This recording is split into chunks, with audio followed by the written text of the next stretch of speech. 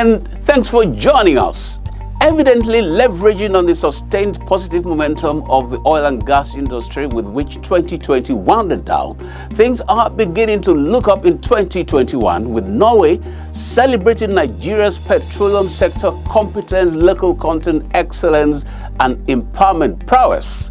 Most interesting of all is the compliment of Nigerians being diverse, excellent, and accommodating. This is a very interesting currency for greater global business engagement for Nigeria this year. Promise made, promise kept is how to describe Nigeria's compliance with OPEC Plus production cuts. True to its transparency and accountability drive, the NNPC admitted last year that efforts were afoot to comply. Now, it is done. The story throws up very interesting numbers. Plus, things are down to the downstream as expected early in the year. In fact, it's not just commencing talking about downstream infrastructure rehabilitation from critical pipelines to depots and terminals, etc., for which no fewer than 96 reputable companies from different jurisdictions have bidded. All the regular segments are as fresh as ever with the roving microphone in your neighborhood. Our crew has been glued to the global oil window for a while now, and we have interesting report. Welcome to the program. My name is Akin Agbijule. This is Oil and Gas Forum.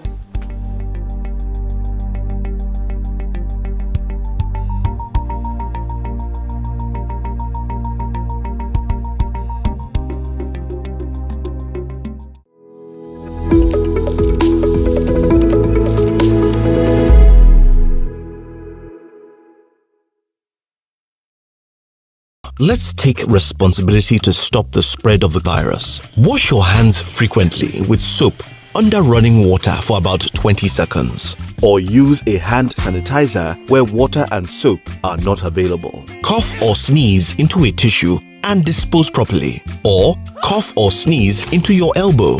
Avoid large gatherings. Keep physical contact to no less than 2 meters and wear a mask whenever you are in a public space. Clean all surfaces frequently with disinfectants. And if you develop symptoms like frequent cough, sneezing, fever, or shortage of breath, call your state emergency number or NCDC's toll-free number on 0800 9700 0010. Take responsibility.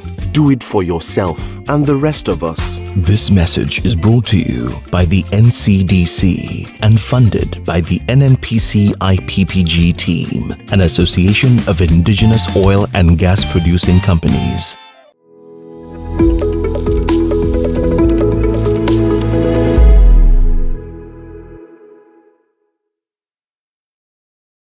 Norway has commended Nigeria's partnership and competence in the oil and gas industry, describing the local content policy in Nigeria as an excellent measure to empower Nigerians in the petroleum sector. The Norwegian ambassador to Nigeria, His Excellency Mr. Jean-Peter Klemproth, made these remarks during a business visit to the Minister of State for Petroleum Resources, Chief Timmy Silva, in Abuja. Is that the last 3 to 5 years, when it comes to competence, when it comes to working together, local content, when it comes to opening up to the rest of the world, it's been a fantastic story. They admit all, the difficulties they also meet, but the first story they would tell is one of improvement, one of really good partners, impressive people. For me, the experience has been to see how diverse Nigeria is more. They said the story about Nigeria was fascinating and fantastic, pointing out that Nigeria was quite diverse with excellent and accommodating people. In his response, Chief Silva applauded the Norwegian ambassador for the compliment, stressing that the Nigerian petroleum industry was prepared to partner with Norwegian companies for the mutual benefits of both countries. In a related development, the federal government has tasked the university community in Nigeria to collaborate with the various tiers of government and come up with innovative strategies to develop the oil and gas industry in the country. Minister of State for Petroleum Resources, Chief Timmy Silva, made this appeal when the Vice Chancellor of the University of Maiduguri, Professor Aliu Shugaba, paid him a visit in his office in Abuja. The university system must work in partnership with government. And we must, as a society, begin to innovate. And at the core of innovation is research. So what I really would like to see in the university system is a lot more research so that we're able to solve our problems. Earlier, Professor Shugaba informed the minister about the preparedness of the university to support the ongoing exploratory activities in the Chad Basin, disclosing that a new department for petroleum chemistry has been established in the university as part of efforts to support the growth of the petroleum sector in the country. We have come up with programs in petroleum chemistry and industrial chemistry. And of recent, something very interesting. I visited the DPR in Maiduguri and I discovered that they have a laboratory that has so much equipment that we feel will benefit the university greatly, and it would be very good if through those kind of agencies of yours, we can also benefit from some equipment.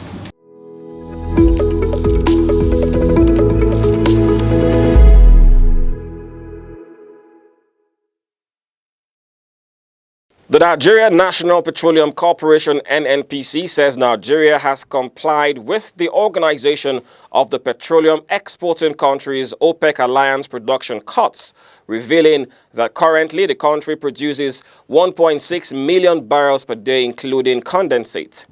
Group Managing Director of the NNPC, Malam Milikiari, made this disclosure during a feature interview at the 11th Gulf Intelligence Global UAE Energy Forum for 2021 via Zoom. Speaking on the outlook for Africa and Nigeria's oil and gas sector in post-COVID-19 era, Malam Kyari noted that the OPEC Plus cuts were geared towards rebalancing the market, which was in the best interest of all producing nations. He noted that Nigeria was in full conformity with the OPEC Plus production cuts, maintaining that due to the challenges thrown up by the coronavirus pandemic in the oil and gas industry, the production cuts strategy introduced by the OPEC Plus production was just the best step to rebalance the market. Mid of April, Nigeria was able to attain crude oil and condensate production of up to 2.49 million barrels per day. That's huge, looking at our capacity. But that now is now down to close to 1.6 million barrels, including the condensate production. A substantial decrease in our capacity, obviously translating to a drop in government revenues. But we're also aware that when you take it to the market and you sell it like water, that's not what you want to do. And obviously the OPEC Plus understanding that to cut the production is the right thing to do, because that market balance is required by all, including the consumers. So we see a challenge to our revenue sources, but we see a better picture of getting the best out of this situation by complying with this. So for us as a country, it's a balanced situation. We're very happy to comply fully, and that's where we are today. Malam Kyari submitted that there will be a marginal increase in demand for 2021 due to the energy transition as a result of less travels and less movements, noting that Nigeria was already deepening domestic gas consumption to sustain the revenue from the oil and gas industry. I do not see demand coming back to the pre-COVID level anywhere earlier than the end of 2022. That's very unlikely because of several things that are going on today. New habits have come up.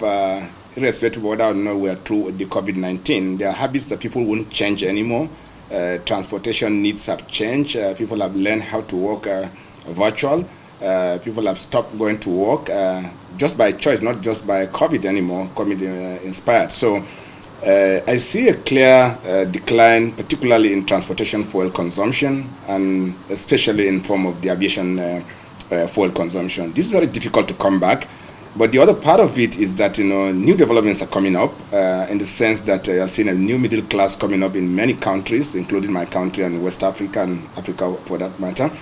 You're seeing greater urbanization that is not foreseen. You see a number of cities are growing, a number of people are coming out of poverty, and that means more and more demand for energy, either in form of transportation fuel or other forms of fuel requirements. So we see that will balance out for the natural decision that people have made not to come up. So I see a situation where some level of marginal increase at the end of this year, but certainly not beyond that.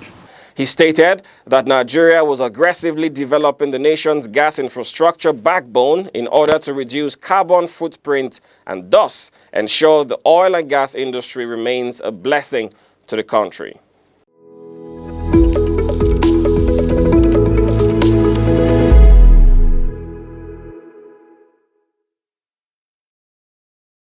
Buoyed up by the culture of transparency, accountability, and performance excellence tape of the current NNPC management, no fewer than 96 prominent and reputable companies from various jurisdictions have indicated interest in undertaking the rehabilitation of the Nigeria National Petroleum Corporation's downstream infrastructure, ranging from critical pipelines to depots and terminals through the build, operate, and transfer BOT financing model. This was disclosed at a virtual public bid opening exercise which held at the NNPC Towers Abuja for the pre-qualification of companies for the contract. The public opening of the bids for the contract was in keeping with the NNPC management's commitment to transparency and accountability in all its processes and transactions. Speaking at the event, the Managing Director of the Nigerian Pipelines and Storage Company, NPSC, Mrs. Ada Oyetunde, disclosed that the exercise was in conformity with the mandate of the federal government to prioritize the rehabilitation of critical downstream infrastructure across the country. An open tender for pre-qualification of interested companies was published August 2020 in the national dailies for the rehabilitation of NNPC downstream critical pipelines and associated depots, terminals, infrastructure through finance, build, operate, and transfer to cover the 4 lots, namely Lot 1, Port Harcourt Refinery related infrastructure, Lot 2, Warri Refinery related infrastructure, Lot 3, Kaduna Refinery related infrastructure, Lot 4, System 2B related infrastructure. She listed the facilities that will be rehabilitated by successful bidders to include critical pipelines for crude oil supply to the refineries and evacuation of refined products, depots and terminals, stressing that the objective is to get them ready to support the refineries when they become operational after their rehabilitation. Earlier, the Group General Manager, Supply Chain Management, Mrs. Aisha Katagum, commended the Infrastructure Concession Regulatory Commission, ICRC, and the Bureau of Public Procurement, BPP, for providing guidance for the project and assured the bidding firms of a fair, equitable, and transparent selection process. Today's event will enable us to kickstart the evaluation, all the way to get into the process of knowing who will emerge and then get the contract. On hand to observe proceedings at the public bid opening exercise were representatives of the ICRC, BPP, the Nigeria Extractive Industries Transparency Initiative, NATI, and Civil Liberties Organizations, CLOs. High point of the event was the display of the 96 companies that submitted bids for the rehabilitation projects.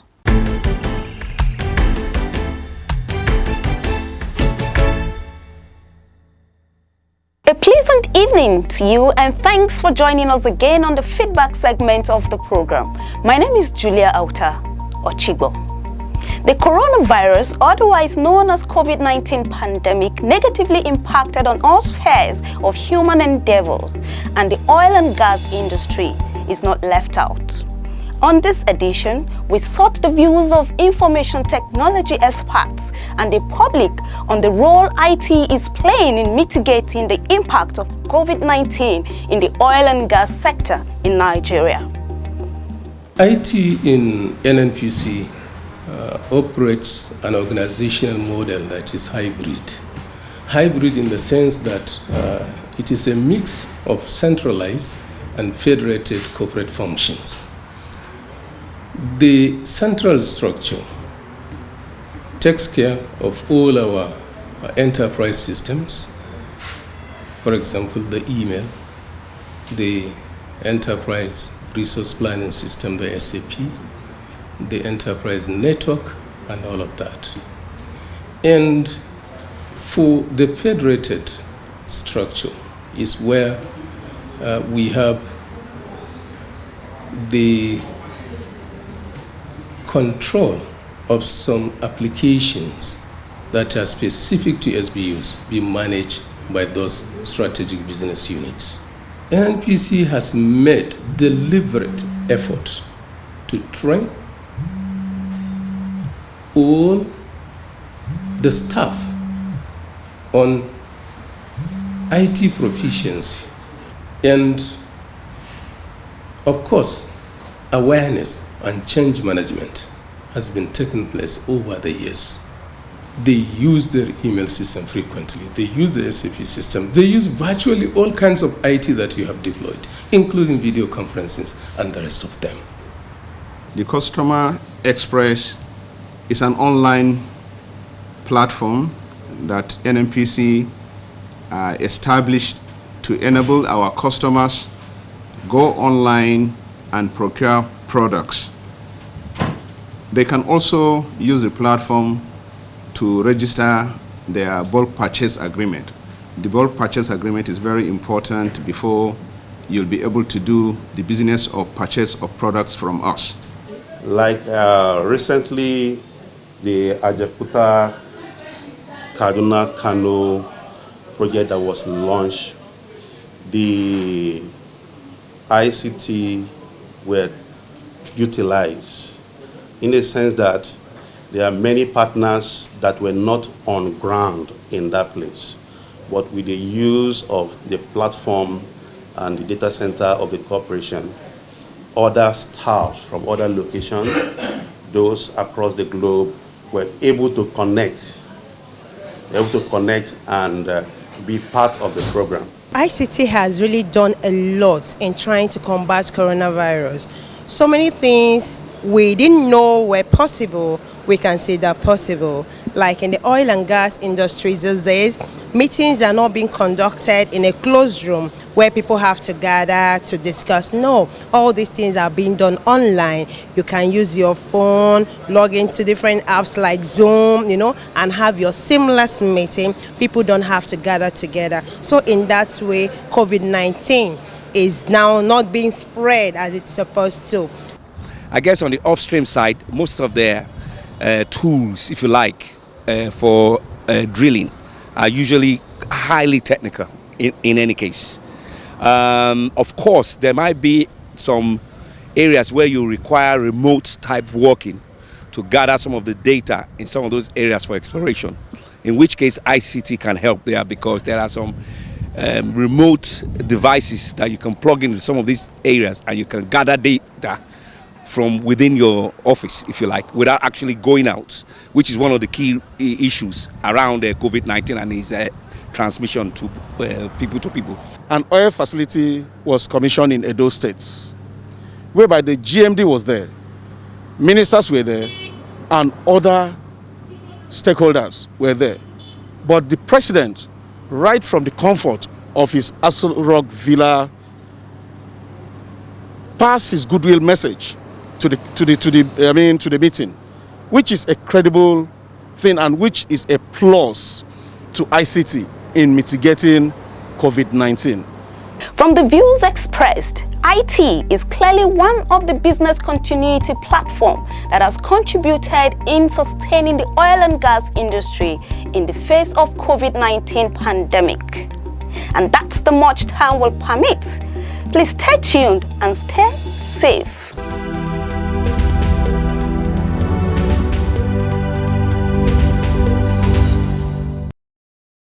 Hello, it's a delight to have you join us again on this segment of the program. My name is Faith Ayuba. Did you know that 2020 was declared the year of gas for Nigeria with the inauguration of some gas projects that will boost the nation's economy? The federal government set up the Gas Pricing Review Committee on June 23, 2020. On June 30, 2020, President Muhammadu Buhari flagged off the construction phase of the 614 kilometers Ajaokuta-Kaduna-Kano gas pipeline project. Similarly, on August 11, 2020, the federal government inaugurated the Gas Network Code Electronic Licensing and Administrative System. The National Gas Expansion Program, NGEP, was launched on December 1, 2020 to deepen the use of auto gas in Nigeria. Did you know that the federal government also commissioned the Oredo Integrated Gas Handling Facility on December 22, 2020? Now you know. Please stay tuned. Global Crude Oil Outlook is next.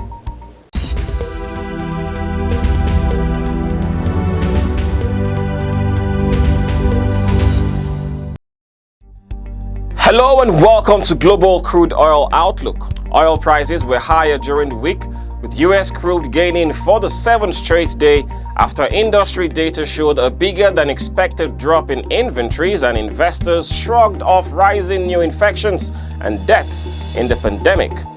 Brent crude was up 36 cents or 0.6% at $56.94 per barrel, having risen 1.7% in the previous session. While the United States West Texas Intermediate WTI crude was up 34 cents or 0.6% at $53.55 per barrel.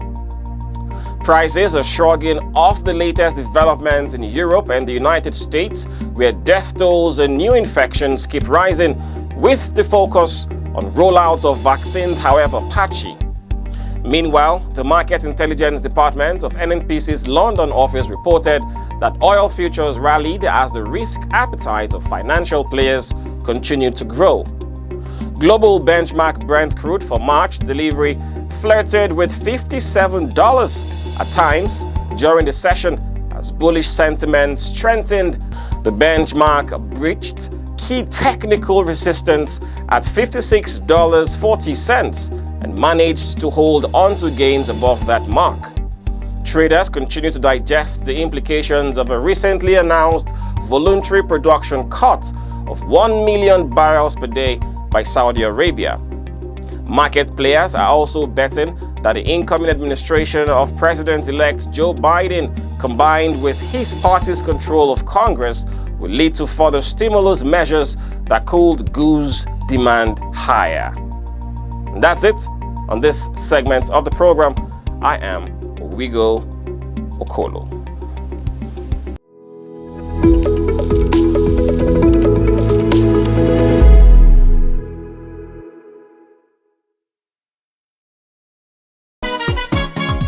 No panic to buy fuel for black market.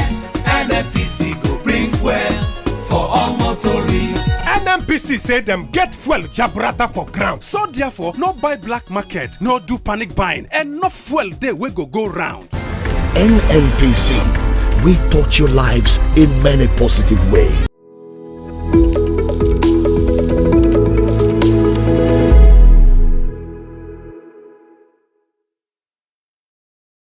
That's the package, this edition of Oil and Gas Forum. Thanks for being part of it. We all have duties to do. NNPC's commitment to tape, transparency, accountability, and performance excellence. The duty for the rest of us is to keep the COVID-19 protocol. Let's do it. Bye.